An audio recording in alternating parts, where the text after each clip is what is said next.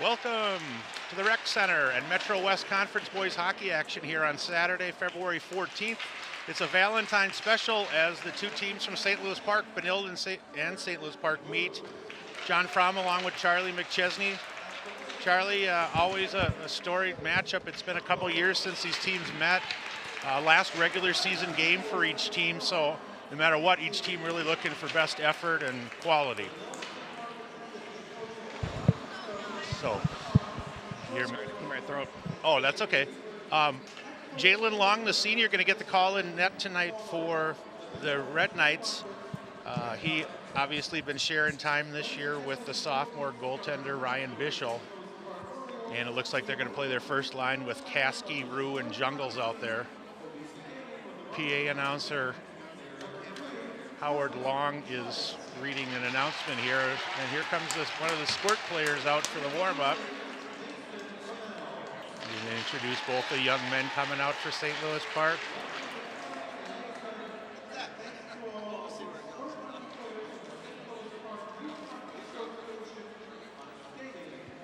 We mentioned going into the game, St. Louis Park with a really good effort on Thursday night in the game against Jefferson, a 5-3 outcome that you and I got to call. Charlie, your thoughts about the effort, what you saw, and hopefully what you can carry over for energy today? Yeah, I talked to the coaches a little bit after the game. I think they were happy with the effort. I think it's one of the stronger games that they've played this year, and it's good to see the boys ramp up the effort as the schedule kind of ramps up too. So, I think if nothing else, it gave them some confidence, knowing that they can hang with some of the stronger teams in the conference. So, I would be surprised if they didn't come out flying today. Good call on that. It looks like the Orioles going to start a lot of the seniors first three out of the gate. Connor Clare's, of course, in net like usual, but it looks like Teddy Hopman, senior, along with Nikki Owens and Casey Plender, going to get the call, and then the juniors, Lexi Rebello and Bauer Newdecker. We're going to step away momentarily. We are live here on Valentine's Day on Channel 16, so if you do have any friends outstate or around the country, you can have them click on the internet on Park TV and go to 16 and watch live today.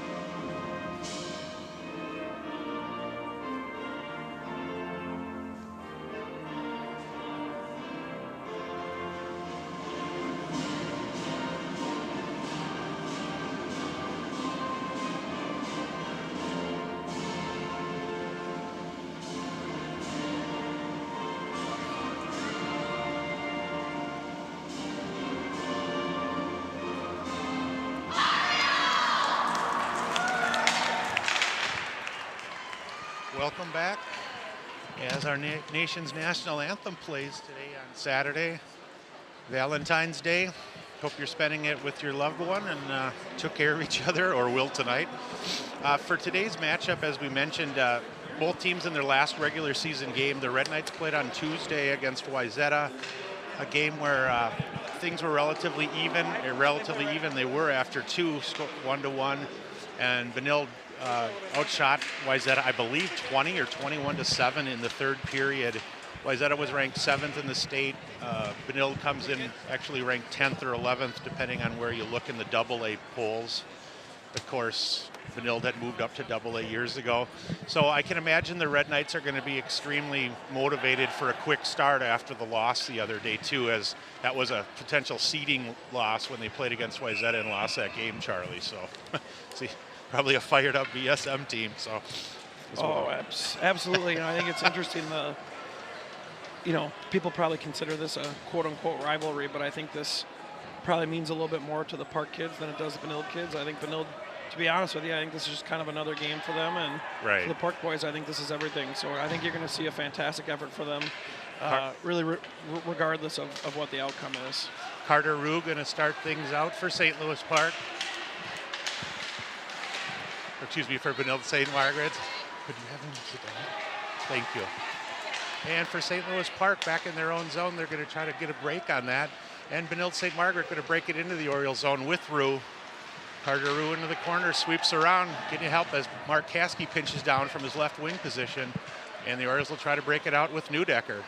Newdecker, the Orioles' leading scorer with 24 goals on the season, and had a really nice game against Jefferson the other night, as that entire first line did. I think all 3 boys on the first line were able to put one home on Thursday night.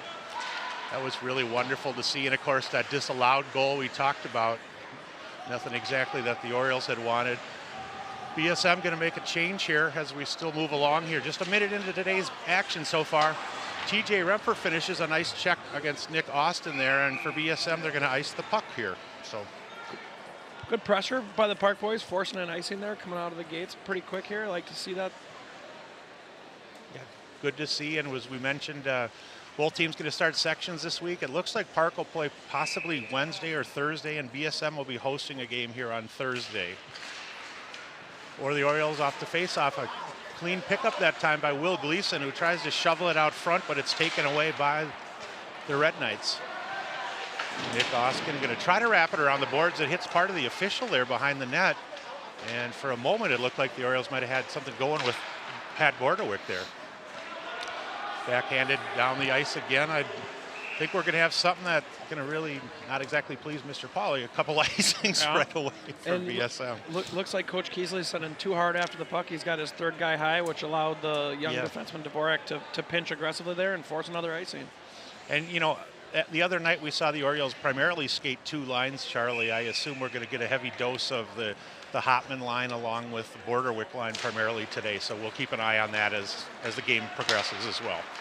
So off the face-off win, Will Duda breaking it out for the Red Knights as he works down into the corner there. And the puck and some contact out front. I believe Duda is taken down on a nice check by Esperson. And the Orioles are going to gain possession and start things the other way with Rebello. Rebello has it checked off his stick by Nick Austin, who starts things forward again for the Red Knights. Dumped all the way down where Esperson beats Callinger to the puck. And the Orioles are able to work it the other way. That contact on the near wall here. And for BSM, Jake Holmer is going to work it all the way down as the Red Knights finish their change. Swept around here on the left side of the rink. Orioles going to chip it on out, and Ben Newhouse going to gather the biscuit here, the senior for Benilde St. Margaret's. Works it into Holmers, and a nice high blocker save that time by Connor. Connor really had an excellent game on Thursday. As you've mentioned, he's been playing fantastic for the Orioles. Newhouse able to hold there for a moment, and BSM still retains possession. Will Gleason back checking from his center position is able to get it over to Borderwick, and Patrick will get things going. For the junior Borderwick, a backhand attempt towards center ice has gone awry, and BSM just dumps it in again. You know, we're seeing it here already. I think that the battle in the neutral zone is going to be big tonight. We can't just let them dump the puck and maintain possession low in our defensive zone here. And there's a nice job by Connor Clares going right to left to stop the stuff attempt that time by Zach Ristow. Ristow, I don't know if you've had a chance to see Benilde much this year, Charlie, but he's been their leading goal scorer as a junior. I believe he has 23 goals on the year, so he been a big part of their office. And that was really nice how Connor goes with the one knee down there and held that post really well.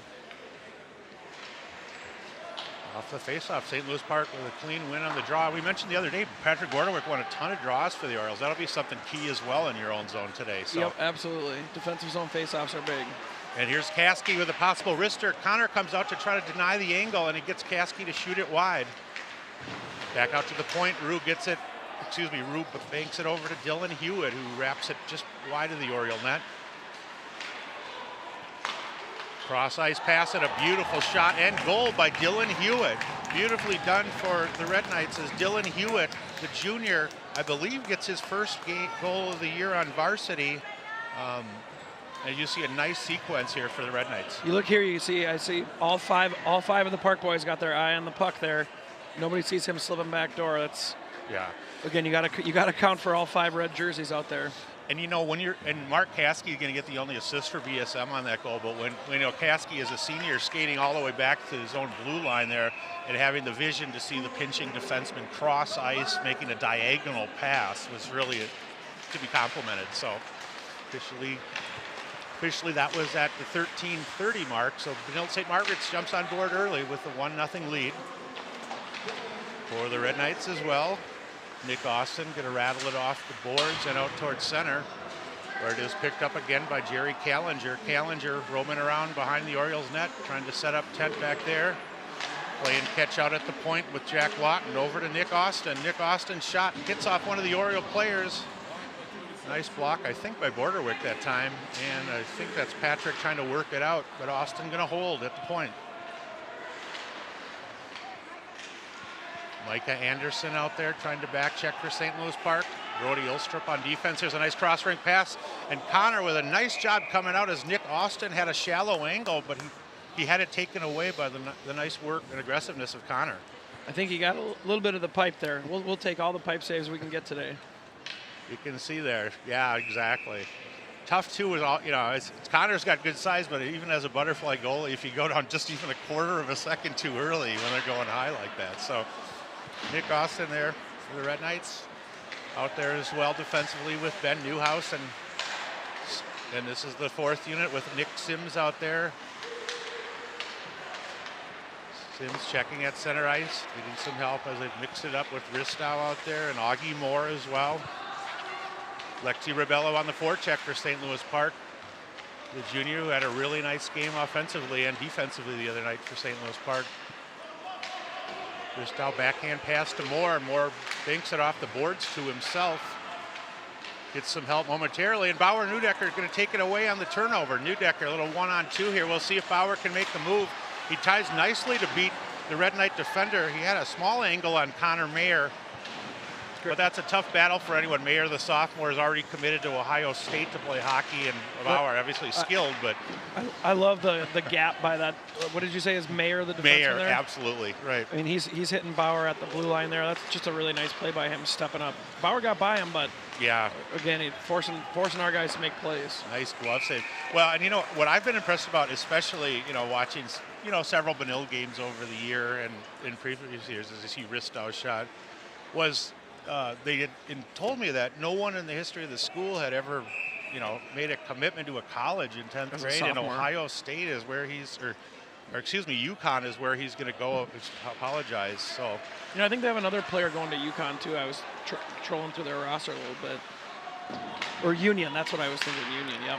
Yeah, I believe Benny Newhouse, another defenseman, going there as a senior. So I'm sure some of the kids will play juniors too, and obviously some of the Orioles have aspirations to play junior in college as well.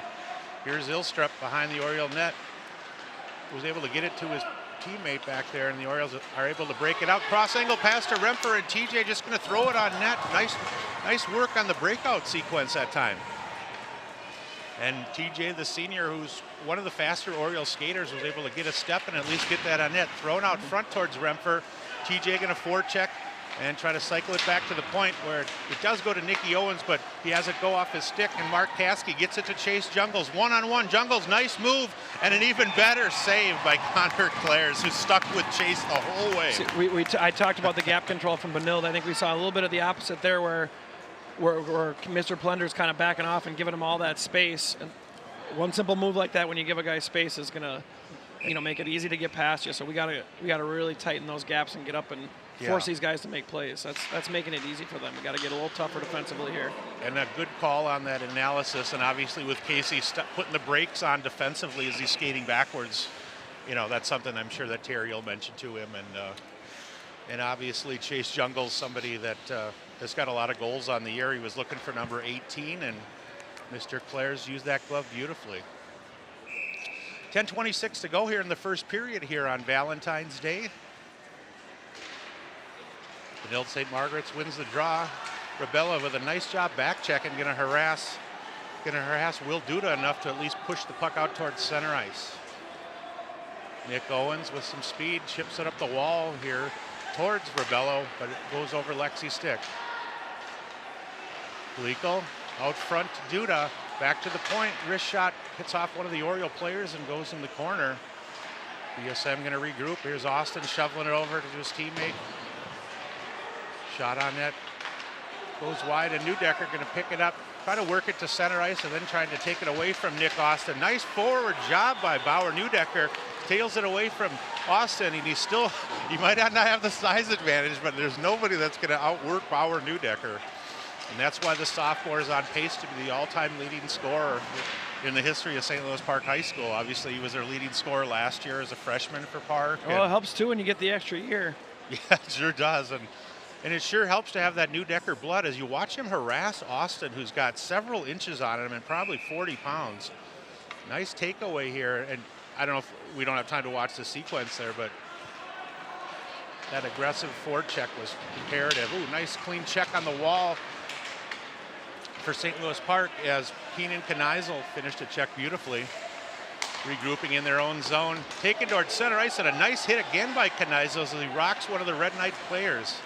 Takes him to the ice, but Zach Ristow going to take it. He's got a possible 1-on-0 here, but nice job by the freshman. Throwing out front, a nice pad save as Newhouse had another opportunity, and Connor dropped that pad down. Nice. I was going to mention it was a nice check by Riley Dvorak sticking with him. Aggressive play by the goaltender there. I like that. I think we clearly iced the puck there, but he steps in and fires a pass on ice. I like that little scrum in front of our net here. Yeah, watch the sequence. Nice drop pass here, and you see the nice follow sequence.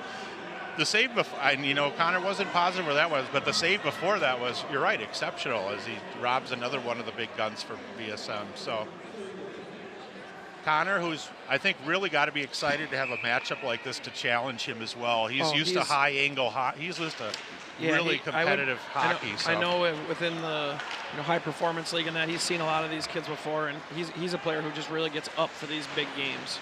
Yeah, absolutely. And yeah, Connor obviously went out to Lake Placid a couple summers ago and has aspirations of playing D1 hockey himself and good bloodlines. Rebello able to get an angle on the sidewall. There's a 3-on-3 matchup, and Jack Lawton gives him a little bump there. Orioles able to hold it in nicely by Teddy Hopman, who uses the backhand there. Rebello finishing a check cleanly behind the wall there off Austin. And another pinch up that time. And nicely done as the Orioles are going to get a Jack Lawton penalty going to be whistled. I don't know if it's a hold against Jack Lawton or what, but Bauer Newdecker making his presence felt and early. I think there was a couple that could have been called. We finally got one, and that's just a reflection of hard work right there. And that, he's such a pest, and they get so frustrated with his size and as well. Well, what you see there is he just kept his feet moving. Yeah. A lot of players you'll see will just stop moving right there, and it won't be called, but you keep your feet moving through the play, you're going to draw those penalties. And this has been one of the bugaboos that Coach Pauly really has wanted to deal with as the season's gone on. Backdoor pass almost there as indeed TJ Remper looking for Micah Anderson. Coach Pauly mentioned to me the other night that that's really been one of the bugaboos is getting a little more discipline in the Red Knights lineup, and they had far too many penalties that the coaching staff was happy with, and that would come back to bite them if they didn't deal with it. So let's see if we can how quickly we can get our first power play unit out here. Yeah, they obviously second unit, good call. Second unit out there right now as Newdecker and Rebello took a little break there. You throw it all the way down, and indeed Lexi out there, and you're going to see Newdecker as well as Hopman as the first line is also the #1 power play unit. Here's Bauer in his own zone, did a 360 in his own zone, and luckily got it to his teammate there. So Orioles with 1:08 still in the power play. Drive it down into the Red Knight zone, but it's going to chip it up the near wall here, and Will Duda grabs that from his left wing spot and rifles it all the way down.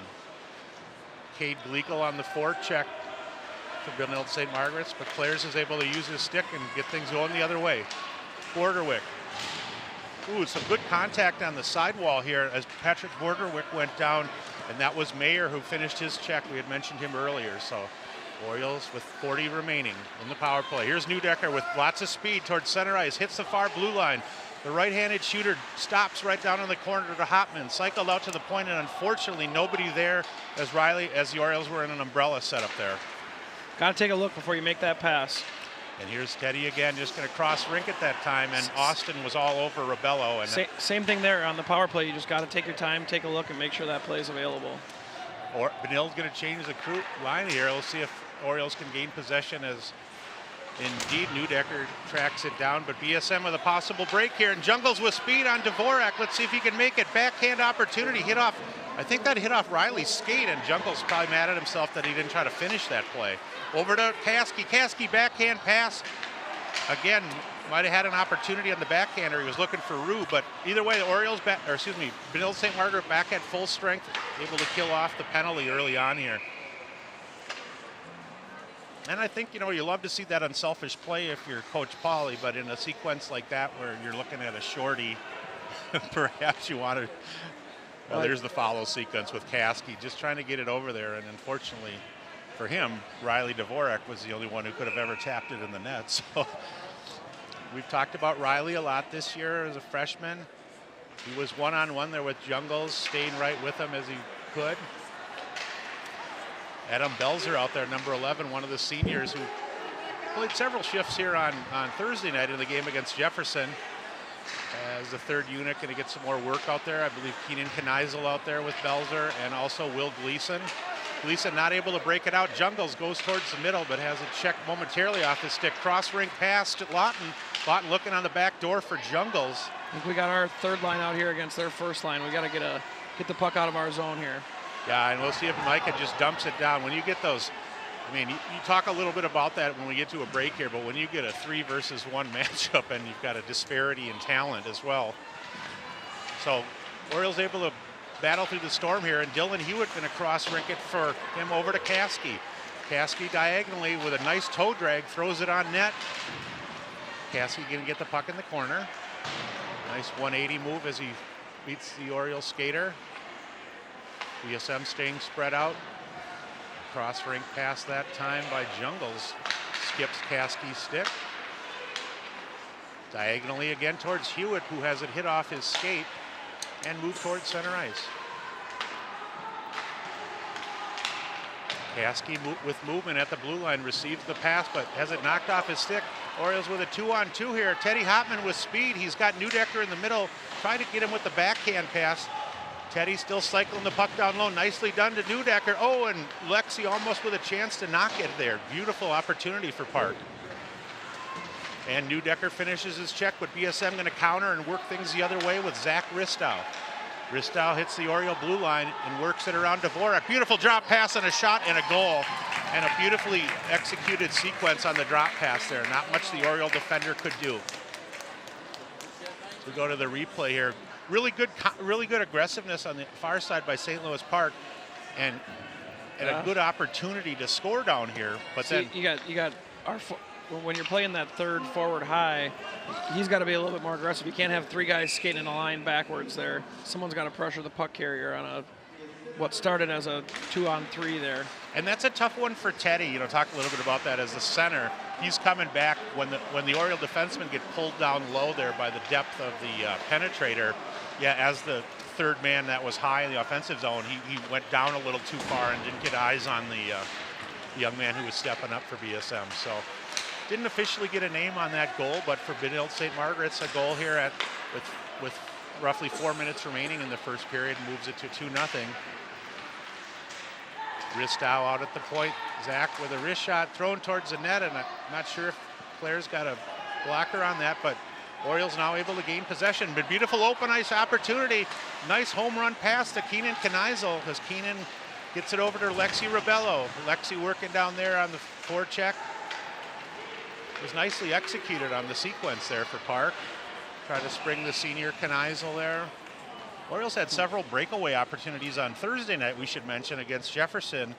And a really, really entertaining game here that we called on 16. I know I had a chance to visit, as you did, with Terry Keesley after the game. And by the way, I've asked Terry to come up during the first intermission and talk a little about the season and things he's seen for improvement. So we'll hope that he's able to find that time. So stick with us if you can.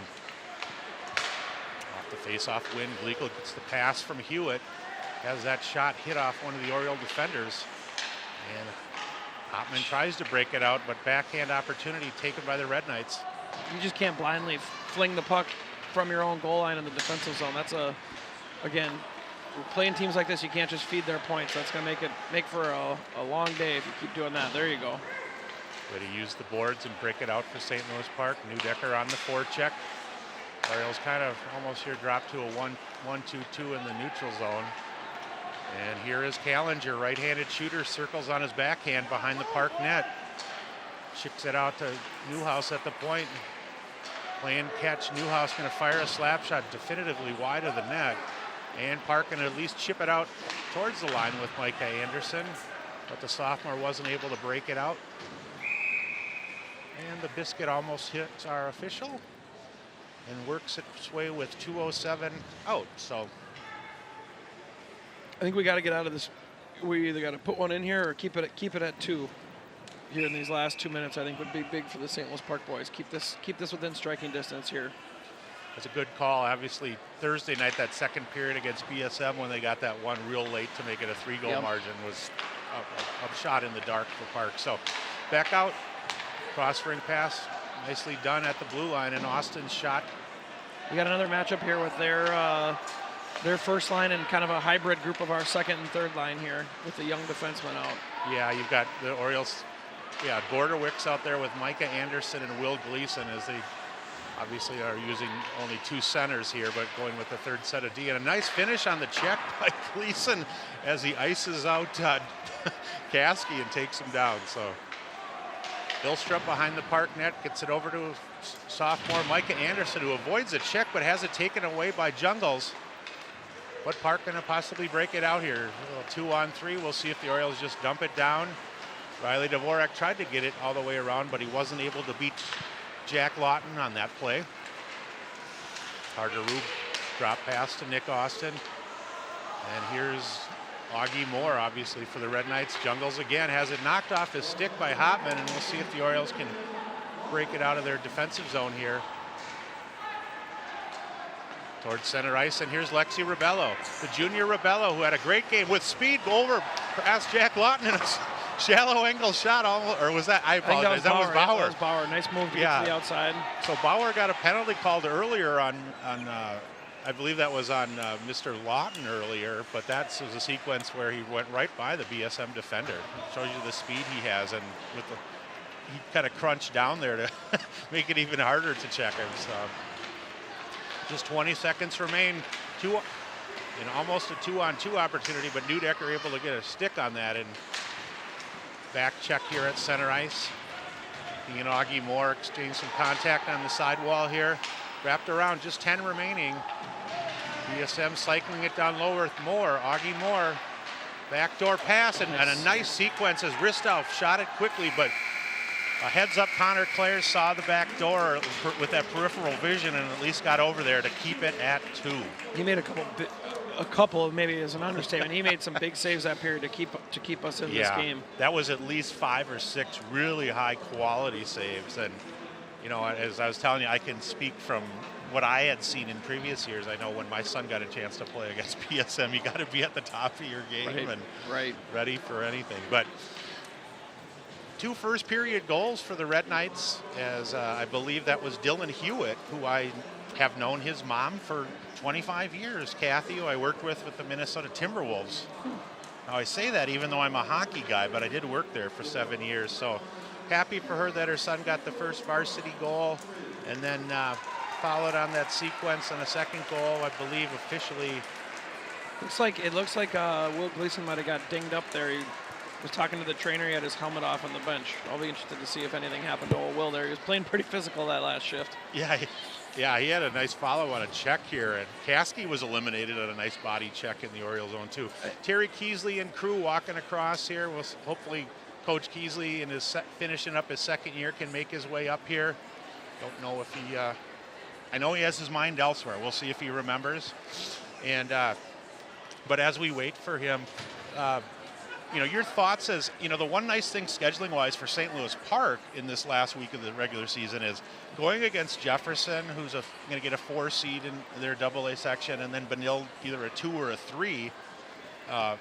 Talk about quality of opponents, and actually the aggressiveness we saw on Thursday to some extent, it's hard to measure things as well against Vanille because there's an upgrade in competition today. But good competition these last 2 games.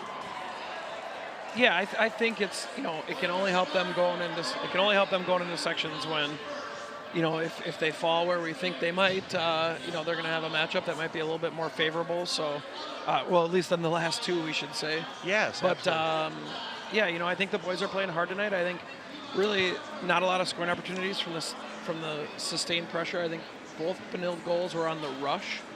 Right. So they. We see them practice here every day. They practice right before us. They work on that a lot, and again, these strong teams can execute. So, if you make mistakes, they're going to capitalize. And I think, while Benilde's got a nice team, I think we made a couple mistakes there, and maybe gave them a couple. So I'm hoping that we tighten that up a little bit and keep playing hard because we drew a penalty. We certainly saw a couple decent opportunities for Park. So I think this is a team that they can compete with, a game that they can play in, and. We're interested to see what Coach Keesley and Colin and the staff, what they cook up here going into the second period. And we saw the other night really the increased responsibilities as the season's gone on and drawing on Andy Sackerson a lot as the game moves on, that Coach Keesley's using his background, and that was wonderful to see offensively. And I should, as you mentioned, obviously these 2 teams since 1972 have shared this arena when it opened. For the Red Knights, obviously back then until 1997, you only had 1 surface of ice here. So oftentimes, when I was in high school, Benilde practiced from 5 to 7 in the morning. 5 to 6 was the JV, 6 to 7:15 was their varsity, and Park was right after school. Obviously, it wasn't girls hockey then, but if you can believe that, there was a 3rd high school that used there was a 3rd. Then there was Golden Valley High School, actually, which was open until 1980.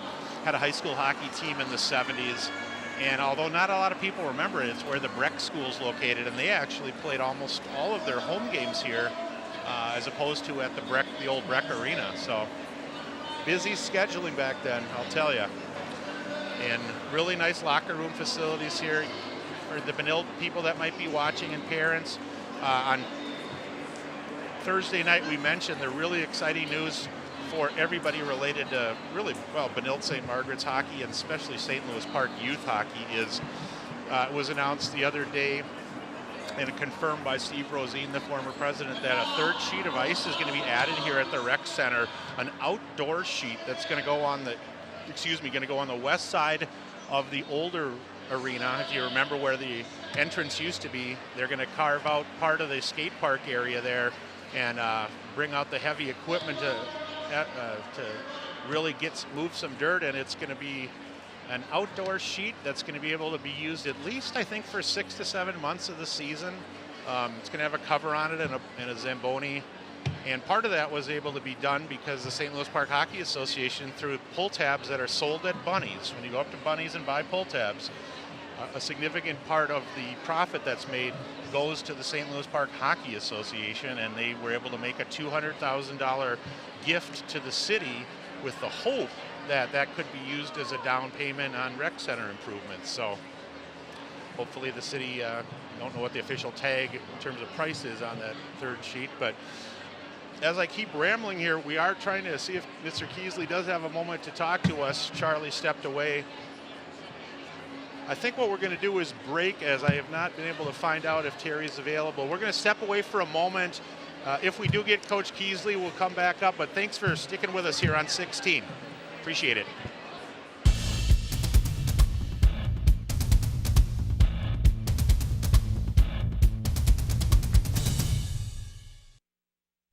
A promise was made. A promise that hit the beaches of Normandy. A covenant that split the skies over Berlin. A vow that captured Iwo Jima. A promise was made. A solemn oath that liberated Seoul. A sacred trust that defended Quezon.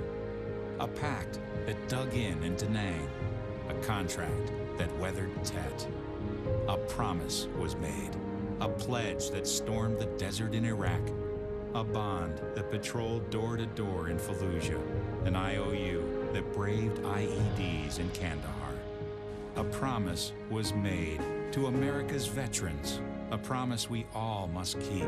DAV fights for all veterans and their families so they get the health care, financial benefits, and support they earned. If you're a veteran who needs help or you'd like to help us keep the promise, visit DAV.org. And we are back at the Rec Center for second period action. Benilde St. Margaret's with 2 first period goals stakes a claim to a 2-0 lead. Coach Keesley with a chance to visit with the Orioles in between periods. I know Charlie tried to make it down to have a visit with him. Not sure if he had a chance. Yeah. Orioles going to start their first unit again. Is Teddy Hopman going to take the draw here against Jerry Callinger? And also the Orioles first line with Rebello and Newdecker out there, and BSM counters with Will Duda, Gleekle, and Callinger up front. Nice cross angle pass, and here it comes. Bauer Newdecker. Nice shifty move as he beats the BSM blue liner, but he's not able to retain control of the puck.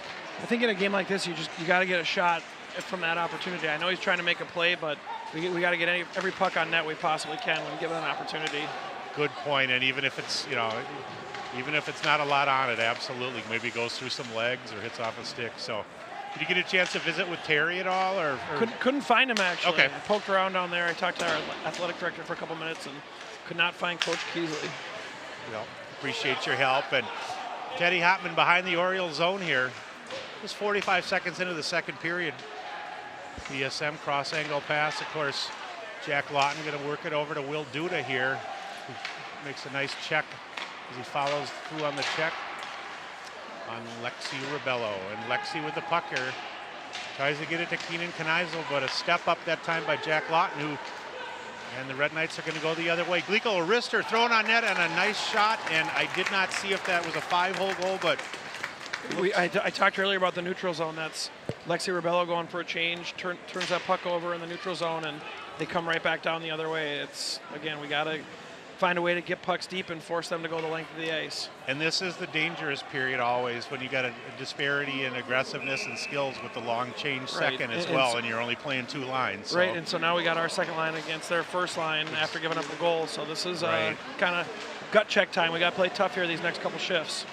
So for the Red Knights, Ristow out there as Gleekle gets, I believe that's his 14th goal of the season for Cade Gleekle. Or excuse me, not his 14th, his 6th goal is what I have here. Red Knights going to play catch with their blue liners in their own zone as they attempt to break it out here. And Keenan Kneisel going on deep as the Orioles continue to send 2 on the forecheck with Gleason in there as well. And here's Borderwick, who pinches down.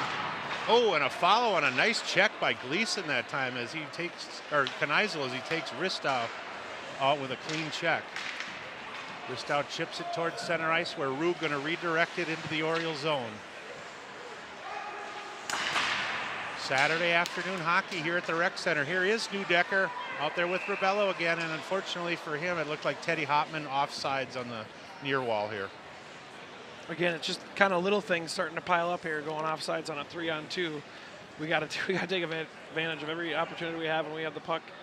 Yeah, absolutely. Heading into their zone. Absolutely. Well. And maybe Teddy could have fallen. I got a kind of a bad angle up here, so I'm not sure what happened there. Right. It's kind of hard to put some people in our way here with cameras, etc. Having a hard time seeing myself as we got. Orioles back in their own zone. Riley Esperson, the senior. And I think we might have an offside whistled on BSM, or not sure here, but it's going to be a face-off in the neutral zone, it looks like. Jalen Long down in the Benilde net, not officially, I believe he officially had 3 shots is what I was told. I'm not sure if that's quite right, but Orioles with the Borderwick, Micah Anderson out there along with Gleason as well. And here is Nicky Owens breaking it out for St. Louis Park, trying to circle the wagons all the way behind the Benilde net, but it's taken away. Changing direction behind the Benilde net is Dylan Hewitt. Hewitt up to Jacob Holmers. Holmers, goes to the backhand, lays it softly out front, and a nice job by the Oriole defense to crash there and make sure. I think it was Patrick Borderwick who shot it out at least to center ice here. So Borderwick playing a little defense, and Jack Lawton going all the way in for Benilde St. Margaret's, and a nice save by Connor Clares as Holmers was almost had the entire net, but he slid on over and got just enough of it here. Watch the sequence. Again, we talk about gap control there. We fired that puck out, and our defenseman didn't even move from the bottom of the circles. Yeah. Allowing them to just walk in. I know a little tired perhaps, but we gotta play a little smarter too. Absolutely. Shot from the point, and Riley Dvorak got a stick on that to redirect it into the corner, where defenseman Brody Ilstrup skates it out with speed towards center ice. Ilstrup gets it knocked off his stick at center ice by Duda, but Teddy Hopman had an opportunity on a shot there that went through the Red Knight defender here. Rebello goes down in the Benilde zone, and Benilde going to take things the other way. With speed in the park zone, Newhouse, soft pass to Duda, did not go through. Worked back to the top of the key to Connor Mayer. Mayer chips it off the boards and gets it over now to Ben Newhouse. Newhouse, who scored one of the goals in the first period for Benilde St. Margaret's. Hallinger back to Mayer, over to Newhouse. Cross angle pass, and there's a step up and a steal by Bauer Neudecker. Possible 2-on-1 as Hopman's crashed in the net. Bauer couldn't get it over to him as it hit one of the skates, but a follow by Rebello. Oh, and Alexi got it to Teddy, but good effort that time. The first time wasn't a charm, but they kept battling, and Teddy almost knocked her in. That line, as we've talked about, has just been on fire this year. Officially, 53 goals on the season for that Oriole first unit. So really impressive work. And 2 of those 3 will be back. Here's another senior, Casey Plender, at center ice as he pinches up from his D slot. Now rushing back in his own zone. Beautifully done. Casey rides the Benilde player off, but he's able to fight through the check, and Duda, it's a good example of, even when you're ridden off a check hard like that, the skater kept his feet moving and kept driving and almost scored there. We got another here, kind of a reoccurring theme, another turnover by Park in the neutral zone. Benilde dumped it right back in, but it looks like it's not going to hurt us here. You see, obviously, obviously, they can get this puck deep. And one of the things too, the Orioles a lot of times are trying to do a lot of one-on-one battles to try to, stick handle around the Red Knight players, where even with the skill set, see Benilde continuing to pass the puck enormously and a lot of short, quick passes. Right, play small. Yeah. And here's it cross towards center ice, and here is Chase Jungles. Oh, he shoots it beautifully through Riley Dvorak's legs, and a nice save by Clares, as that was really a tough screen save. And here's Ristow behind the net. His shallow angle pass went over to Rue, but Rue not able to follow on that. And here's Lexi Rebello, gets some help with Hopman. 2 Orioles in, and Rexy still with the puck. Uh-oh, he backhand passed it, and it's a 2-on-0 breakaway here. Jungles back door, he's got Ristow up front. Oh, he blew it. Zach was so confident on the goal, and he didn't realize that Mr. Clares was going to throw his stick up there. So I think Clares got a piece of that. He sure did. That was very unselfish. That was a nice play by the Benilde boys. A little tic-tac-toe action there. Yeah, and the weak side wing rushed up, so what was a 2-on-0 breakaway became a 3-on-1 when it's his follow. So Ristow behind the Oriole net with Rue. The Red Knights have 3 forwards down underneath the dash mark, which is really low. 2 of them camped in front of the park net here. Flender not able to harass Jungles, but here he gets the stick in between the skates, and Chase goes down, and I believe we're going to have a trip whistled here. That's too bad for St. Louis Park, just incidental contact. You see 2 of the Red Knight forwards down low. One of them, Jungles, makes a run for the puck in the corner. In case he does get the stick caught up in no man's land. Yeah, that was, kind of a tough time to take a penalty there, but we'll see if we can kill this and maybe get a little momentum. Here's the follow. Beautiful camera work. Connor with that beautiful effort. And yeah, exactly. Ristow tried to pass it backwards, and Connor used that big stick even though he was sprawled flat on the ice. So Benilde St. Margaret's power play, 27% on the season, one of the strong points of the BSM. Holmer's out there with Duda and Mayer. This is Mayer, top of the umbrella. Trying to shoot off the pass was Nick Austin, and the Red Knights have it moved to center ice. Orioles with Borderwick out there with Kneisel up front, and Esperson back on defense here. I think we had our top penalty killing unit out there that last shift. Luckily, for Park Benilde had their top unit out, so we'll take 2 for 2 here. Working the umbrella really nicely. Triangle opportunity there, and Austin again fires it wide here. Mad at himself is Nick Austin. Boy, their goaltender's aggressive. I love him coming out and playing that puck like that. Absolutely. You see Jalen Long and Ryan Bischel, the other goalie, doing it as well. And that was something when BSM won the state a few years ago and they had Justin Qualley in net, that was a huge strong suit in his skills. Down low for BSM and a follow and a beautiful pass and an excellent follow on a wide open net is Ben Newhouse there. Just able to chip it in, and that was tic-tac-toe hockey at its finest here. You'll see here the Park boys we're chasing a little bit, which leaves him wide open on the back door. That's not an skill-wise either. That's not an easy goal necessarily for Newhouse to score because the pass hits him almost on the left side of his body, so he's got to change the angle with his stick to get it in a small area. Because Connor was moving left to right again. So Newhouse puts it at 4-0 here with 9:13 remaining in the second period here. Orioles back out with their first unit here. Hotman doesn't win the draw, but he chips it into the Red Knight zone where on the forecheck aggressively is Mr. Neudecker. 2-on-1 here. Rue on the weak side just misses as again you had Jungles trying to get the pass through and he wasn't able to hit Rue.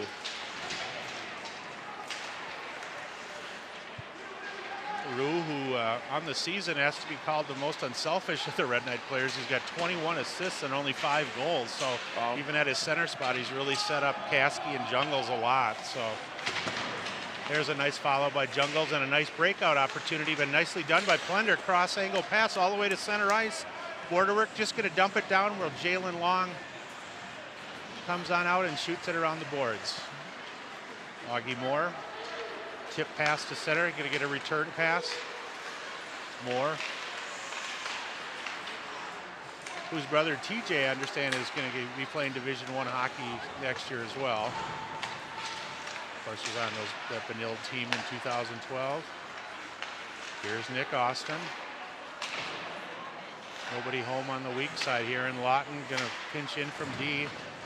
Still with the puck, Jack Lawton. Lawton over to Moore. Borderwick on the forecheck, thrown out towards center, towards the blue line, and almost a offsides there, but he was able to hold it in. And Austin, hard wrist shot thrown right on net and very low, hoping for a rebound there. Dvorak gets a stick on it as he drops down to try to stop that angle on the pass out front to Luke Horton. And Orioles just going to dump it all the way down. Looking for the icing, but heads up hockey by the goaltender, Jalen Long, who comes all the way up to deny the Orioles that opportunity there. And Dvorak finishes his check for St. Louis Park.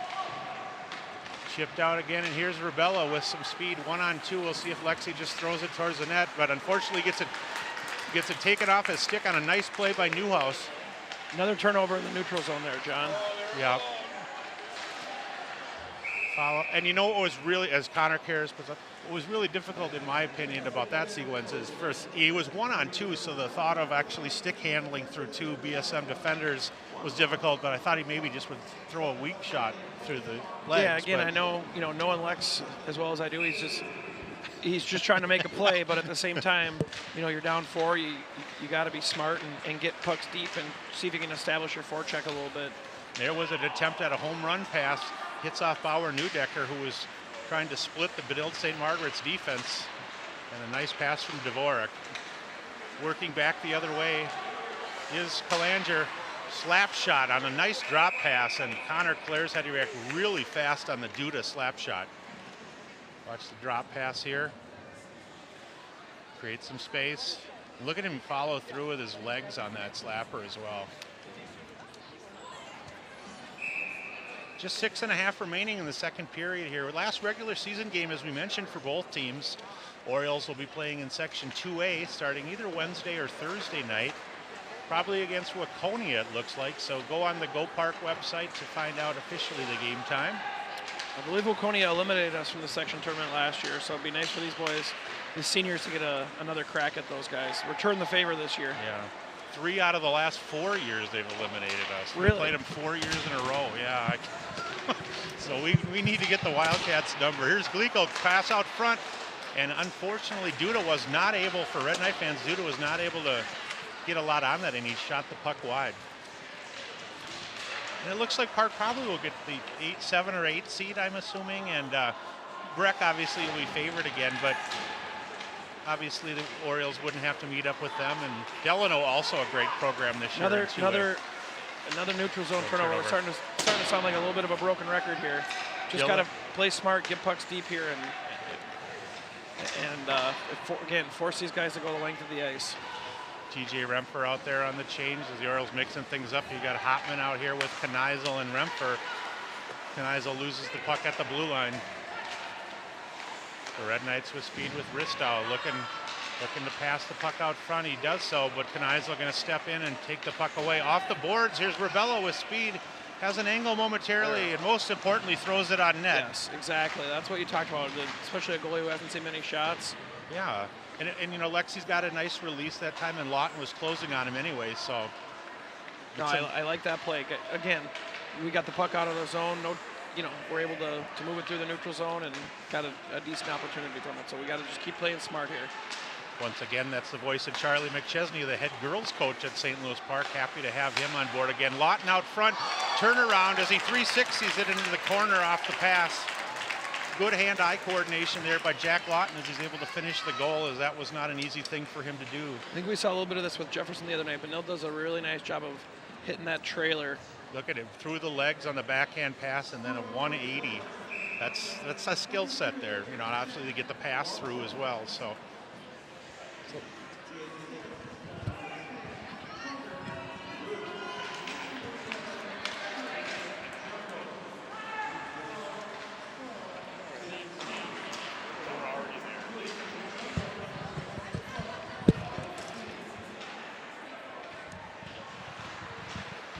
Excuse me, momentarily away from my headset.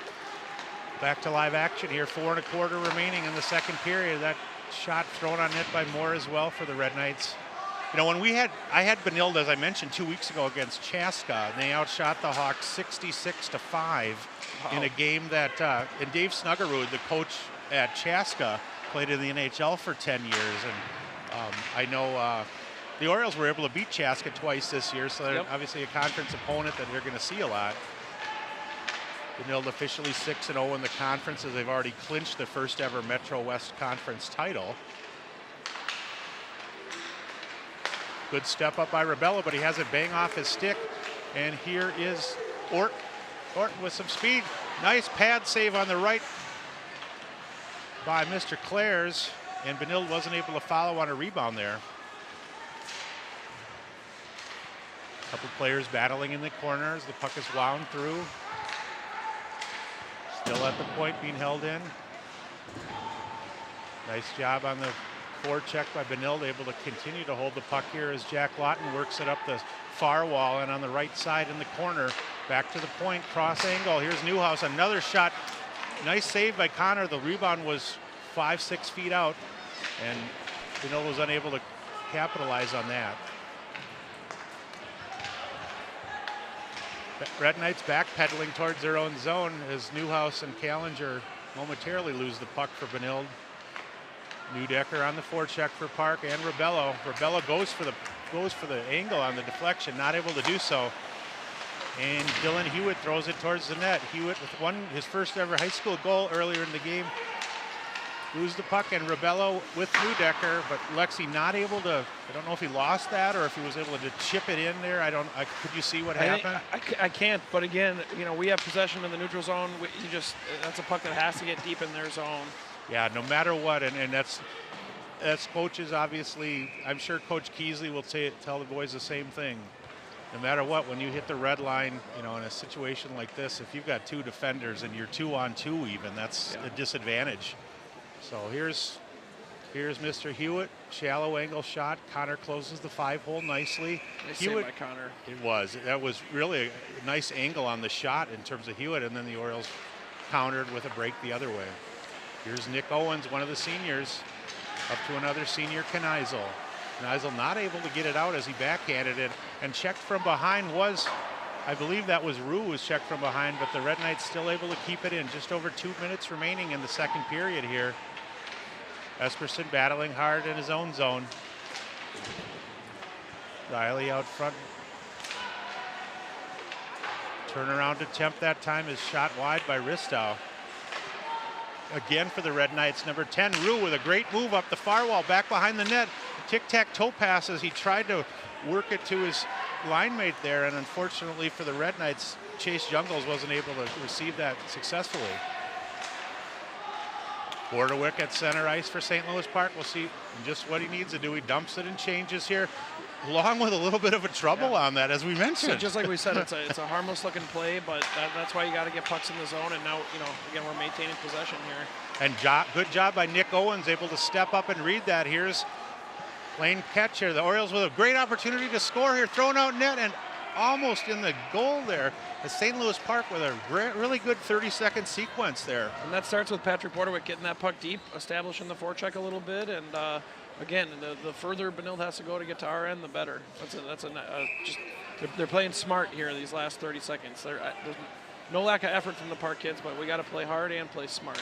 And good heads-up hockey by Nick Owens, who from his D slot was able to read the angles and the eyes of the right defenseman for Benilde and step up to steal that at center ice, which is one of the few times Benilde's turned the puck over. Live action, 55 seconds remaining, and yeah, I was going to say that's an offside on Cade Gleekel, who was at least a foot or two inside the Orioles zone. All right, we're asking Charlie as well. He not only is the head girls coach at St. Louis Park, he's not only announcing with me, but now he's willing again for the second period in a row to try to get Coach Keasley to come on up. So we appreciate that, Charlie.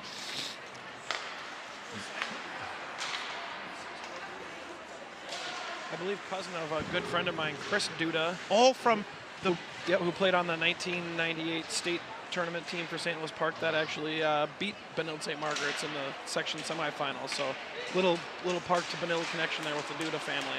That 98 section final against Benilde at Parade was one of the funnest games I've ever attended. That was actually the semifinals. No, it wasn't. I was there. It was the championship game. Ooh, I'm gonna have to. That's okay. Look that up. That's okay. I just remember all the goals that were scored. It was amazing. Well, maybe I'm wrong. I thought it was the championship game, but that was one to remember with all the goals going in. I think it was like an 8-5 final. It was a back and forth yes, game. That was fun. You got the score right. And Chris is a great guy. Talk about a great multi-sport athlete. There's a guy that went over to Concordia. Well, he went all over the Division place. II baseball. And great job with the town team. He can still rake the ball from the left side of the field. Yeah, he's got a pretty sweet little swing. Just ask him. All right, I'm going to go try to grab Coach Keasley for you here. All right, sounds good. And thanks again, Charlie. Charlie, get a step away. Try to get Terry to come on up and join us.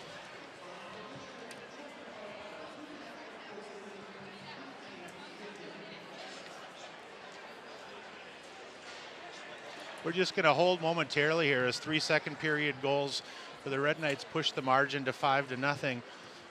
Third night in a row, we've had yeoman's duty by our crack cameraman Kurt, who's by himself tonight in a one-camera shoot that we have. And as our other camera people have had other things to do, we were able to cover a great St. Louis Park boys basketball game last night that will be re-airing over the weeks. Tough loss for the Orioles against Cooper, but an absolutely wonderful game to call. And of course, Thursday night, the Park hockey team with some super work against Jefferson in the 5-3 loss. So make sure you take a watch on 16 for replay times for those games. And of course, if you do want to order a copy of this game or any game for St. Louis Park or Benilde St. Margaret's, you can obviously go on the city's YouTube page. That's what the on-demand programming is all about. City of St. Louis Park runs that, or you can give Paul a call, 924-2635. I believe 12 of the senior parents were getting together for Thursday night's Park game, and they were going to order, I believe, a dozen DVDs. And if you order 3 or more, you get special pricing at $10. And if you're really kind to Paul, perhaps if you order 10 or more, maybe an autographed photo of Paul Groden, our director, will be shot your way. He's obviously in the truck for every game driving it out, so. Oh, great. I'm so glad we were able to take a minute and be joined by head coach of St. Louis Park, Terry Keasley. Keys, you're finishing up the regular season in year 2. Your thoughts overall, first about Thursday and then first 2 periods tonight. Well, I think Thursday we played Jefferson and our kids played hard. You know, I think Jefferson has a better team than we lost 5-3. They have overall depth is better than ours. Sure. Obviously, we were watching the Benilde game today. That's actually, what we're aspiring to move towards. Again, they have a lot of good players, and you can see by the way they handle the puck. Our kids are working really hard, trying to get in lanes, trying to block shots. But again, I think sometimes, right as of now, we're probably overmatched player for player, but again, I give our kids a lot of credit. They're working really hard, and I think this will give them something to realize if they want to get better, what they need to do in the off season. That's why I think these games are really important, because they show the level of hockey out there. Yeah. And we have a lot of kids that want to be good hockey players, and so I think that when they see these games, it inspires them to go to the weight room, it inspires them to skate in the summertime, it inspires them to do these things so that they can compete. And it's really, too, we were talking about this on Thursday night, brought it up again today. I go, on a scheduling point of view, I was really happy when I saw the start of the season, because even though these are huge challenges, your last two regular season games, you're going to go in and start sections next week, and you're not going to have that level of competition for the first game, especially, and you hopefully get some success there, bring the confidence back, and I think these games, really what they do for us is they sort of set a bar, and it's either you're trying to move ahead or you're falling behind, right? And so I look at it like this is a good bar set. We didn't have the same conference last year, so we didn't get to play at Jefferson or a Benilde. We added. Next year, we added Edina to the schedule, and it's one game. Yeah. But the thing about that is, again, it's sort of a stepping stone. I don't expect to go out and beat Edina, but I do want to give these kids an opportunity to see what the best is like. Yeah. And I think that's important. If we want to grow as a program, we need to continually try to build our schedule so we get a little bit more tougher games. And you know what, losing isn't the end of the world. It's about how you handle it and what you do to what you take from the game. Yeah, and for one young man on your team, these last two games really obviously showcase his skill set. He's been playing fantastic down the run, and I'm not talking about Bauer or Lexi here, but your goaltender Connor Clares. Yeah, we got a great goaltender in Connor, and we also, some of our players that actually have been, producing and stuff for us they're all young. Right. This game is a great game for a 10th grader, Bauer Neudecker. It's a great game for a 9th grader, Riley Dvorak. It's a great game for our 9th and 10th graders. I mean, because this is, Benilde is, I don't know, they're not probably as high as they've been, but I mean, they're a good program. I watched them play Wayzata the other night. Did you see that third period? It was a phenomenal game. It was a phenomenal game, and again, we need to step out on the ice once in a while with these guys to be able to figure out where we're going and what we need to do to get there, Absolutely. You don't want to go into the playoffs with a complete false sense of security by not playing at least a few really tough opponents to get you ready too. And and I don't think this will hurt us one bit, because our kids have to play, hard. I mean, they have to play hard in some cases to keep up, So, but again, I look at this whole thing as I think our kids have done a great job this year. Our record is about the same as it was last year, but I think our competition level this year was a little bit higher. We're playing some good teams, and I think as a result of that, I think our kids will continue to grow. And that's all we can ask. That they do that. And so going forward, this year's almost over. It sort of flew by. It's been a great season. The kids are great kids. I mean, we got a good group of people, and it makes it really enjoyable. And we'll find out tomorrow night, I believe, what the section seedings will bring and wherever park. Yeah, actually Sunday morning. Sunday morning. Yeah, so Sunday morning. Tomorrow. Well, yeah, tomorrow we'll find out what that is. And breakfast with keys. That's going to be called in the section. No, I tell you, they're making us get up early. 7 o'clock's the first meeting. 7 o'clock on a Sunday morning. No rest for a public school head coach. I realize there's not a lot of zeros on your paycheck, so you're. Well, yeah. I don't think that most guys do this for the money. Right, you know? exactly. But it is. It's fun being with the kids, and like I say, they're a great group, and we'll see what happens on the third period. I hope they have the energy to keep rallying, and try to rally, and just regardless of what happens, I just want them to play the next 17 minutes hard. Yeah. And we haven't had a lot of scoring chances. We've pretty much been dominated by Medill tonight, but again, it's more of a gauge for us than anything, Yeah. And I think it's important, I'd like to get to the point sometime when we can play Manil two times in our conference, right? And we need to mention to some of the younger people watching the game, as well as families that maybe have moved in the last 5-6 years, that, for that 7-8 year stretch from the late 90s until your son John graduated in 03, a lot of competition all the way through the Sackerson era, and he's done a great job, has he not? Andy Sackerson. Well, I got to give a shout out to my coaches. I got Colin Holman and Pat Grazinger, who I played at.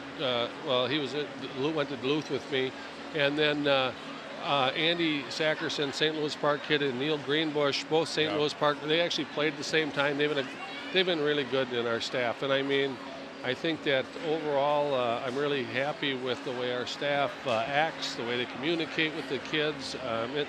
It's a really good group, and I think as a result of that, I think our kids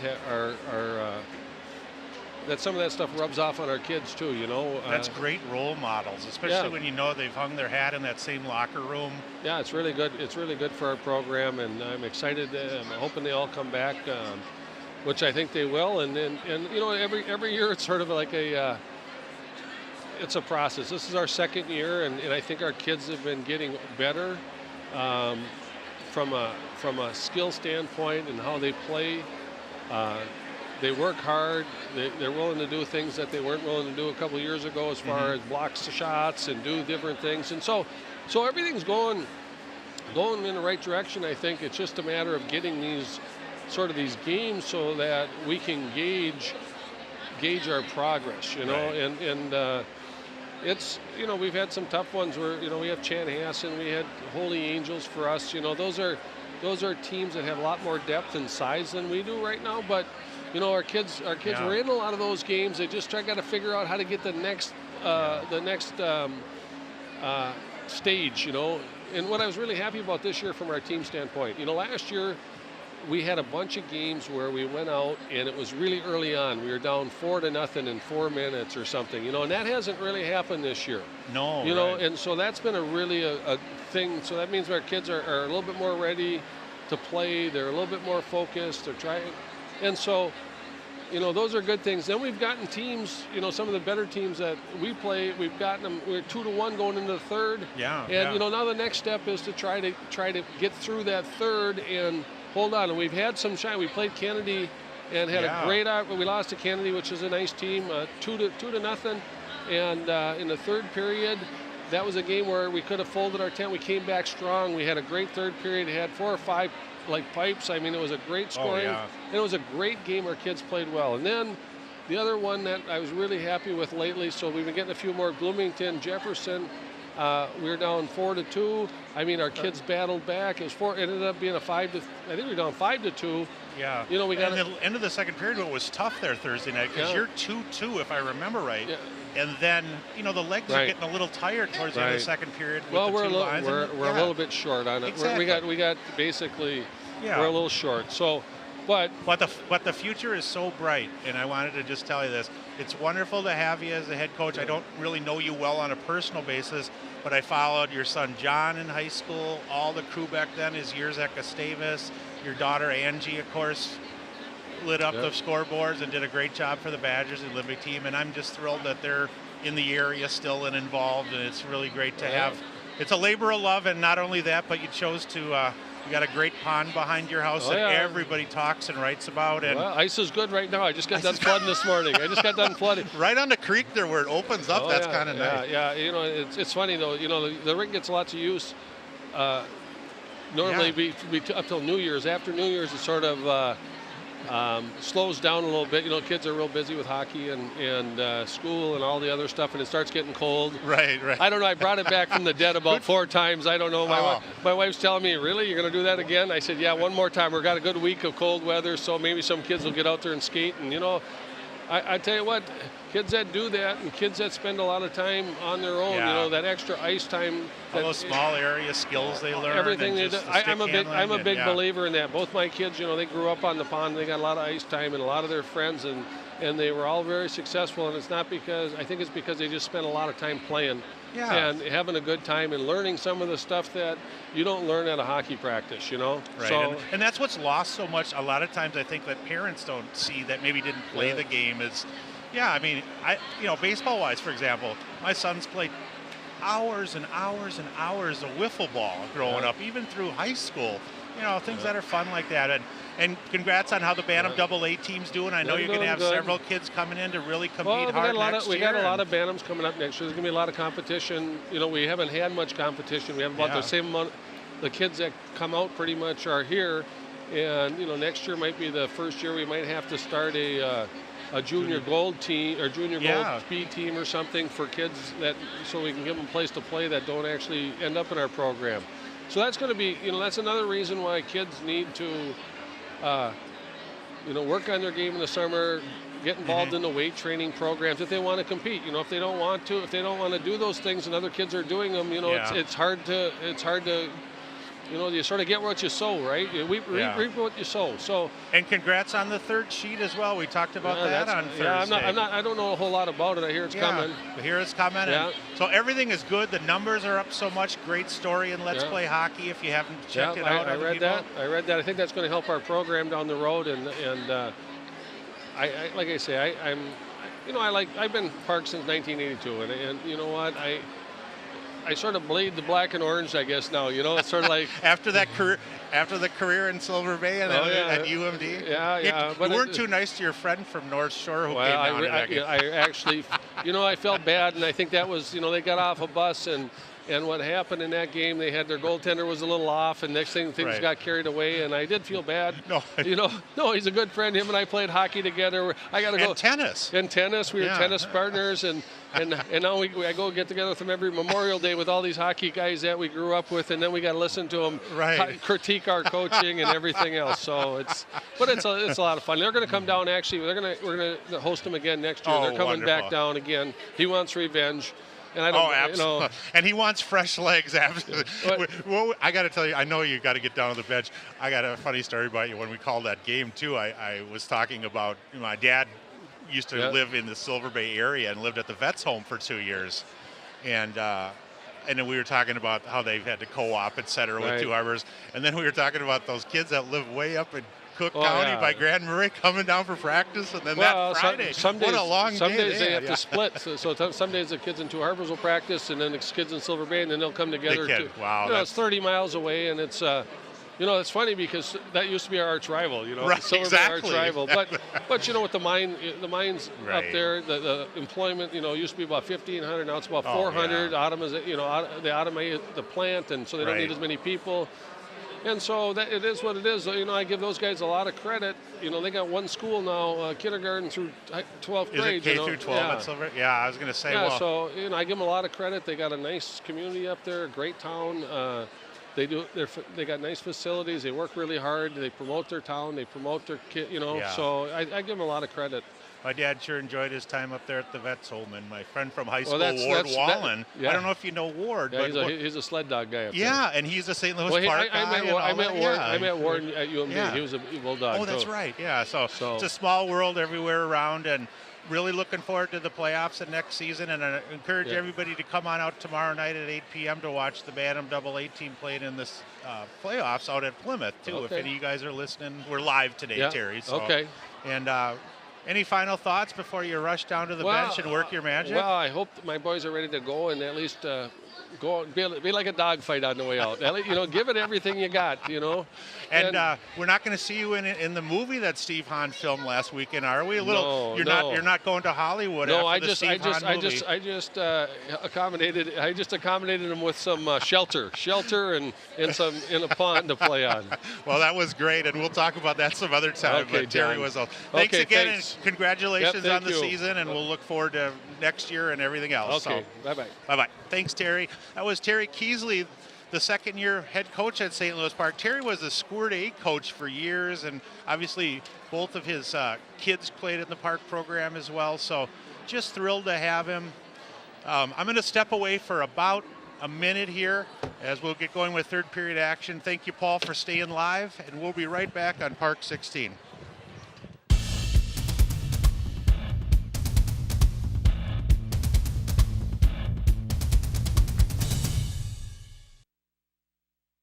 Mom was diagnosed with Alzheimer's at 58 years old. For me, it was heart-wrenching. It takes a toll on everyone. I mean, it's a depressing disease to watch unfold before your eyes. You just don't see the person's soul is like gone. This disease just ravages a family. It changes your life. The magnitude of it is indescribable. Now is the moment. If we work together, we can stop this epidemic. Contact Bright Focus and learn more.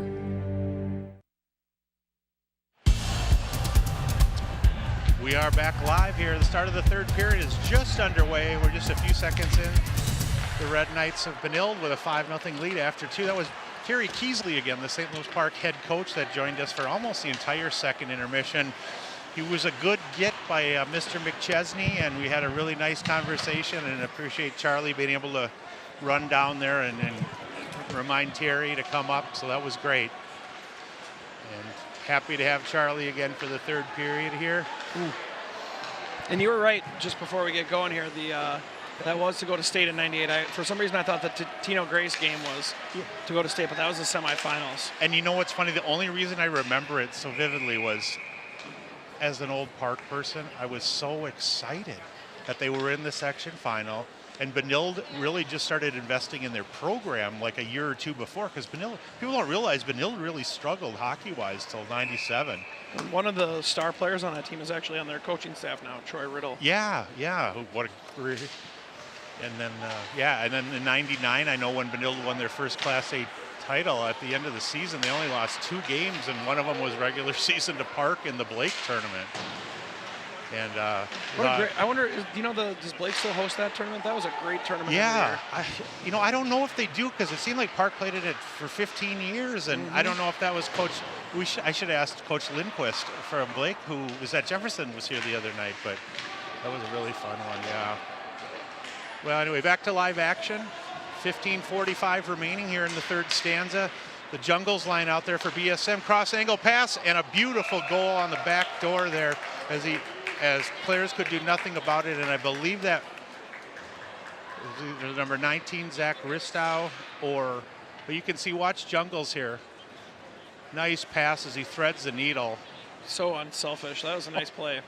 There's really nothing anybody can do there. The defenseman is caught, goaltender's caught. That's a nice pass. Good feed by, who's it? Is that Jungles, you said? And that's not an easy catch either. He's got a lot on that pass. The Oriole defender's trying to get his stick through, so that'll push it at 6-0 and put us in running time here in the third period if it's 6 or more. Back to the point for the Orioles, and Esperson's nice wrist shot by Riley. A little wide, but nicely done by the senior. Terry really added a lot in that second intermission, and really good to have him, Charlie, and talked a lot about the increase in the youth numbers, and I know he's excited about the playoffs. And tomorrow night, the Bantam AA team for St. Louis Park is ranked, I should tell everybody, that they're ranked 21st in the state in the combined rankings. And for AA, which is the highest level of hockey you can play, they've split Bantams into AA and A, and there's only 50 teams in the state. And what a great future with all those kids hopefully going to Park, hopefully. So tomorrow night out at Plymouth at 8 p.m. they have their first playoff game. So a real plug for the whole posse there. Yeah, they got a nice group of kids that Bantam team. They got some skill, but they also got some kids that just really, really work. You see, if you're ever up here at the rec center, there's about a 95% chance you're going to see one of the Bantam AA boys shooting in the corner on the East rink. They're hard working. They put in the extra time, and it's no surprise that they're having some success. Nick Owens able to get that on net for Park and force a freeze for Jalen Long. Lawton behind his own net, going to fit things, resetting the offense for Benilde St. Margaret's as they work it out of their own zone. Using the boards. Puck is shot all the way down into the Oriole zone. Or Ilstrup gonna. Nice pass by Ilstrup. And right on the stick to Gleason, who does a 180. Does have his pass taken away, and Holmers is stealing, and he's got help on the back door, and it's thrown out front, and a beautiful save by Mr. Clares, as that was a great pass from Holmers, and I believe that was I apologize, that was Norton to Holmers right out front, and Holmers almost knocked that home. Wow. So good work again. We had talked about Connor's goaltending, and then he mentioned it again, and Kerry really happy with a lot, but there you see the follow there, and that, the peripheral vision that a goalie's got to have when a team like Benilde can spread the ice so wide and with that vertical speed as well. You got to be able to move well laterally. Connor does that, but unfortunately today he's seen quite a bit of rubber down there. And thanks for the insight too on Will Duda. Next time I see Chris, I had to call him last week about a baseball thing. I'll give him some grief about Will not ending up at Park. Yeah, I think there have actually been a couple Duda. I don't know where they live. Yeah, I don't think they live in the Park. Right? I think there's been a couple that have come through the program. I think another one of his cousins may have graduated last year. Not exactly sure. Oh, okay. And some ties. A lot of kids from the Edina program as well as the Wyzetta program here from Benilde. Oh, yeah. It'll be interesting to see here what Coach Pauly does with his first line. With sections coming up, do you want to risk putting those kids out and getting an injury, anything like that? Now that we're in running time here, so let's see if maybe if he calls out the dogs, if Park can get a couple back and maybe chip away a little bit. Yeah, the first unit was seeing time in the Chaska game in the third period, and I know Coach Nuggerud, I'm sure, wasn't exactly thrilled with that, but obviously that's Coach's prerogative, and everybody wants to score and continue to play hard. So behind the BSM net, Lawton starts it out to Rudin. Nice passing sequences. Jungles has Sims on the other side, not able to get it to him as Ilstrup gets a check on it, and a nice check by Brody, able to erase Mr. Jungles, and they're battling in the corner behind the play. See, again, it's just kind of been the story of the day here, not being able to get that puck deep. Again, it didn't hurt us there, but to have their puck at the blue line and cough it up to their D is tough. Absolutely. Here's Dylan Hewitt, who starts things out over to Jerry Callinger. Momentarily held in by Hewitt, chipped over on the weak side here, and on the left-hand corner down low. Back out, one-time effort by Gleekel, not able to work through, or excuse me, by Ristow, not able to work through. And a high wire act in the corner, and Long comes out, backhands it, catches it, and then that's some coordination for a goaltender. Here's Jungles again with speed, partial breakaway. And on the defensive side, Riley Dvorak's going to get saddled with probably a hold there, but he might have saved the goal. So I think looks like the goaltender might be a little upset there. That was an opportunity for an assist for him. Absolutely. I don't know, Paul, if you can follow the whole sequence like 10 seconds before that finish there, but Long's catch of the puck in his own zone as the goaltender for Benilde was amazing. How he backhanded it 30 feet. Well, you talked about looking to get Watch this, folks. So he backhands it. Nice job, camera people and Paul in the truck. Talk about trying to get some points. Looks like he's interested in picking one up as well. Yeah, those goalies never, they lose out on the offensive side of the game. So. Oh, there's a nice effort and camped right at the doorstep, maybe even in the crease, was Holmers 21, harassing the angle. Another follow by Duda here, has it hit off the Oriole skater's shin pads. BSN able to retain possession, 1:40 remaining in the power play here. Benilde, I believe, only their second power play of the game. Top of the umbrella, here's Mayer, the sophomore, over to Duda. Duda, cross angle into the corner, thrown towards the net, but Mayer. Wrister goes off Connor's pads and into the corner. Angled back here. Kniesel went hard for the puck, but Benilde is going to continue to maintain possession here. Nick Owens kind of helps Connor Clares there hold the puck, and the Orioles get a much-needed face-off here. There you see Mayer go out front here, cross angle, one-time effort by, I believe that was Ristow, and then he follows on the play. They got a nice defensive core here with the Red Knights. Very, very skilled skaters that move the puck well, very unselfish, fun to watch. They put out their other power play unit here as well, as Jungle's out there, backdoor pass. Nobody home as Jack Lawton, who plays defense, was camped on the doorstep again.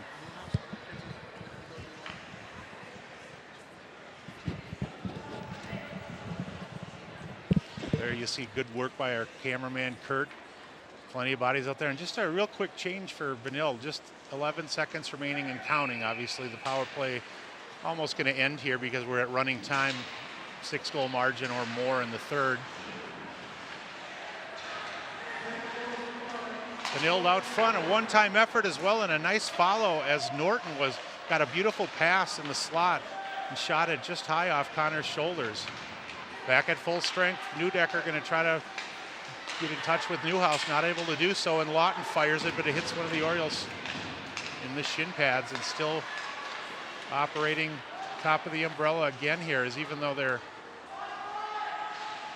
was going to say they were back to full strength, it looked like they were still running a power play with the umbrella there. But so Newhouse going to gather his effort in his own zone here, and the senior Newhouse being harassed, and a nice forecheck by Neudecker. Bauer not able to take it away, but here comes Newhouse. Ben Newhouse all the way through the Oriole defense. Oh, hits the dinner bell and a follow and a goal.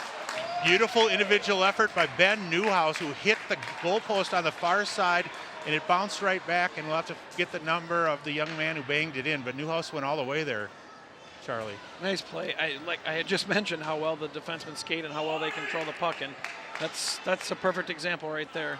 And he paid the price on the rebound there, as he had to have good a hand-eye. Was that Augie? Might have been 23, Augie Moore, who knocked that in. Very nice individual effort. We should mention, too, I didn't really mention this about Benilde, but they've got Nick Austin. We're talking about their defenseman. Here's Nick Austin with a puck. His older brother, Johnny, just graduated last year from Benilde. He started as an 8th grader at Blake and then transferred over to Benilde. So they've been around the block, and then Moore's older brother played at BSM, so a lot of pipeline. I see a Horton out there, too. I think they had another Horton in the last couple of years. So yeah. Of course, Cade Gleekle moved over just for this year. He transferred over, I believe, from Blake as well. So correct. We're okay. The Oriole fans should be okay with any Blake loss. That's fine, because they're in our section. Absolutely. So, all right. Speak of the devil. Yeah, absolutely. There's Gleekle trying to finish on the back door. And Riley Esperson just chips it around. Kniesel thought the puck was going to come to him, was waiting on it, but he wasn't able to get the puck. Here is Keenan. 1-on-3. Hopefully going to dump it down at the red line and follow. See, there we go right there. You win your own battle, but he's got nobody with him. Yeah, and that's tough, too. He almost makes the cycle effort there, Charlie, and with nobody with him, it's an immediate turnover, right? Is that an example, too, Charlie? Is that an example, I was just going to say, where would you prefer Keenan being on a 1-on-3? Once he dumps the puck down, do you actually... You just kind of hope, in a way, he holds the puck and tries to put it in the boards, but he doesn't know what's around him, right? It's a communication thing if his line mates are going for a change, to let him know. But, at the very least, again, like you said, it forced him to go the length of the ice. Good call. And Rister thrown on net that time off the face-off win by Mr. Jungles there.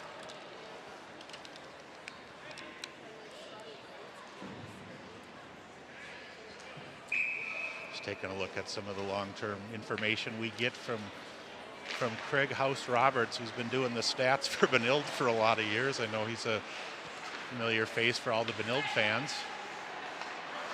Steele and Bordewick unfortunately loses the puck for St. Louis Park as it's taken away by Roux. Roux kicks it from his skate up to his stick. Again with a steal here, backhand effort thrown on towards the net, but Oriole defenseman going to stop it. Ristow spin around 180, throws it off the net. Roux passes it to himself. Just doing what he wants to out there towards the middle of the ice.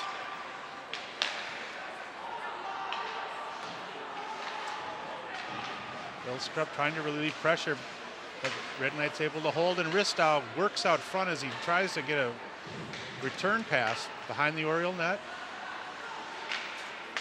Tic-tac-toe passing down low. And normally, we should mention, fans, what you're normally not going to see, like if you see a Benilde playoff game, for example, or when they play Wayzata or Eden Prairie, you're not often going to see 3 forwards down that low towards the goal line. You're always usually going to have at least one of them stay high. So they're really putting it on pressure-wise. Well, and when you have possession of the puck, it's easier to do that. Yeah, when you know you're keeping it. So here is Hewitt out at the point. Dylan Hewitt with the wrister. And the Wayzata youth product, who scored 1 already, going to follow his shot and hopefully make a friend down low with one of the Oriole players. With 3.5 left, you got to think that's probably the last shift for their top line. Yeah, and Coach Pauly, we should mention over there, being assisted by John Russo, and you mentioned Troy Riddle. Years ago, I believe Coach Russo in the 80s was, I may be wrong, but I thought he was part of the park program for a year or two. Anyway, back to live action here. Just a little over 3 minutes remaining. The Red Knights going to try to break it out. A takeaway by St. Louis Park by Rebello. Rebello throws it on net. Didn't get a lot on it, but he put it towards the net. Neudecker on the back check, the official in the way there on the chip effort. But here is Orton here. Steal and a pass by Plender. Just barely misses target as he was trying to get Lexi. But Newhouse had him corralled defensively. Holmers has more with him. Holmers breaks towards the middle. Nice move, throws it towards the net. I don't know if Connor got a stick on that. Plender, nice takeout on the far wall there. Yep, nice to see the Park boys still playing hard here with 2.5 left in a game that, they're obviously not going to win, but they're still playing tough. We got a little 3-on-2 brewing here. Here's Teddy Hopman, speaking of playing hard. He never lets down his effort. Absolutely.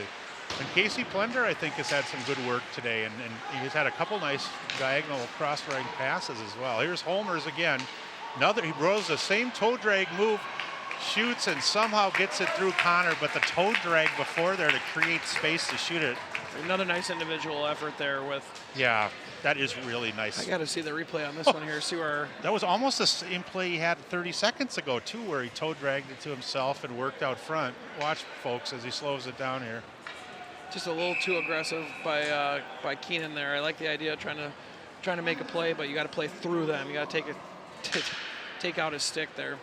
Absolutely, and it looks like, I believe Terry Keesley just going to take a quick timeout, even though the game's obviously out of hand for St. Louis Park, being 8-0 now. I think he didn't get a chance to talk to his team during the intermission because he was doing our interview, but obviously, what do you think he's saying to the kids right now? I think he's just giving them a breather, to be honest with you. Yeah.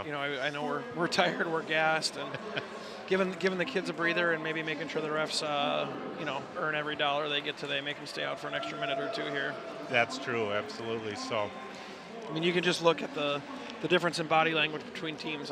Park kids are playing hard, but yeah, they're all slumped over. Yeah, towards the bench, tired. They're exhausted. They played hard today, and when you play a team that throws 3 pretty darn good lines at you, that's what's going to happen. They wear you down eventually, and again, I think this will be a good learning experience for the Park boys going into a much more favorable matchup in sections this week. So they'll be battle tested and ready to go.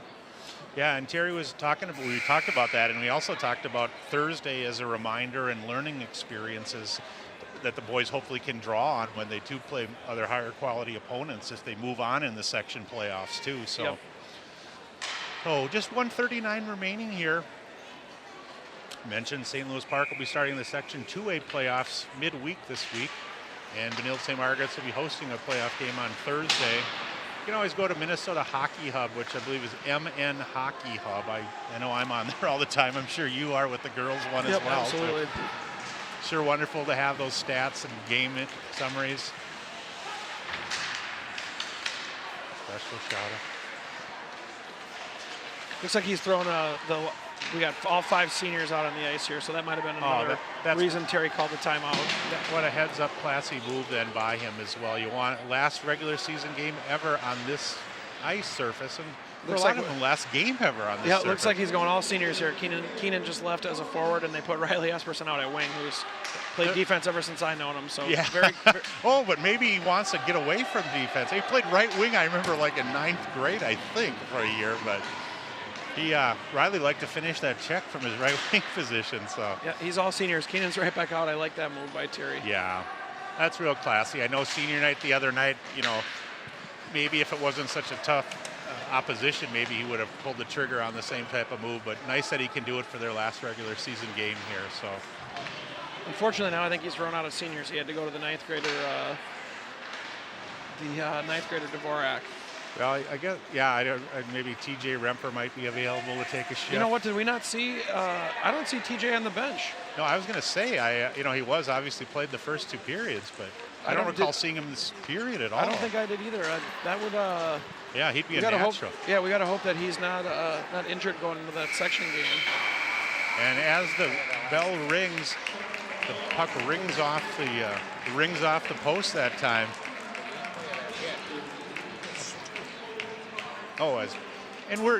We've got a friend of the program that stopped by, Mr. Basil, John Basil, who's taking a look at the replay here, as I believe he wants to take a look and see. I think there was about 30 seconds left.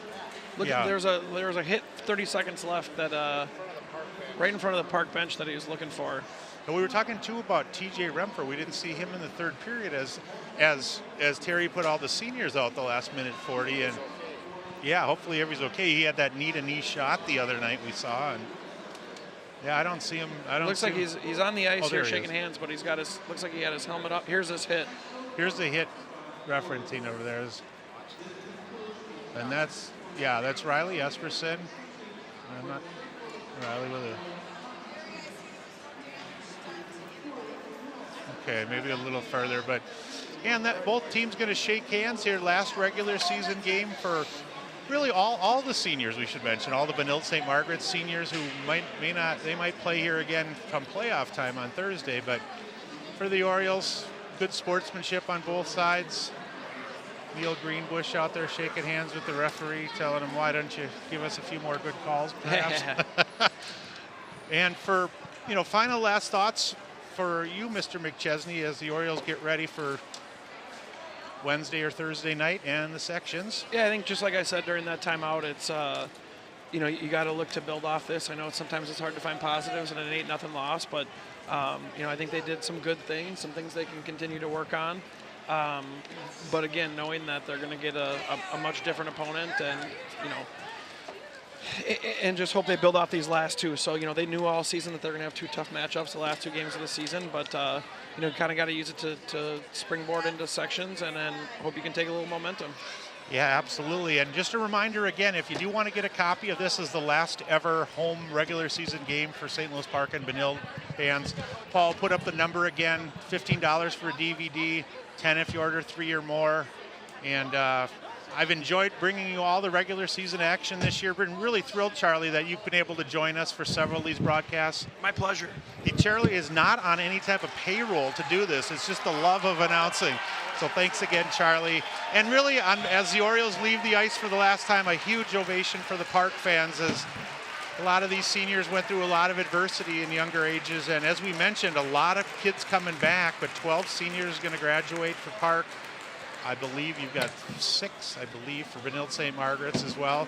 So, and thanks again to Paul Broden bringing us all this regular season hockey action. We're going to continue to cover what we can come section time. But on behalf of Kurt, running solo at the camera tonight, this is John Fromm saying good day from the Rec Center.